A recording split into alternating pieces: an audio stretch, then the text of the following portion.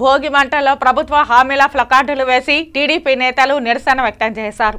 ఒక్క ఛాన్స్ పేరుతో అధికారంలోకి వచ్చిన జగన్మోహన్ రెడ్డి రాష్ట్రాన్ని అప్పుల పాలు చేశారని ఆ పార్టీ నేత ఊకా విజయ్ కుమార్ విమర్శించారు.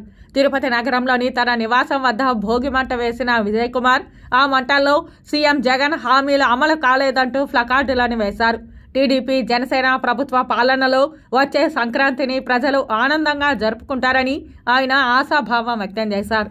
ఎస్సీ ఎస్టీ సప్లాన్ నిధులు అన్నాడు, అలాగే కాపు కార్పొరేషన్కి రెట్టింపు నిధులు అన్నాడు, మహిళల రక్షణ అన్నాడు, సంపూర్ణ మద్య నిషేధం తర్వాతే ఎలక్షన్కు వెళ్తానన్నాడు.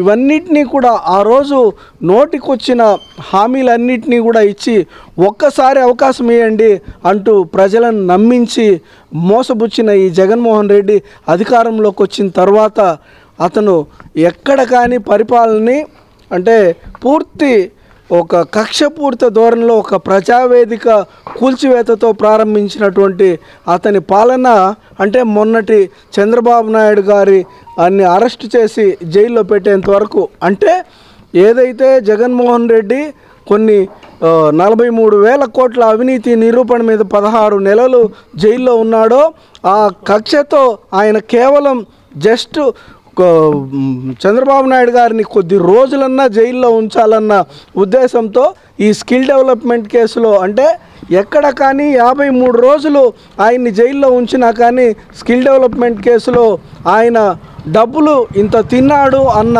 అవినీతి అనేది ఎక్కడా నిరూపించలేకపోయారు.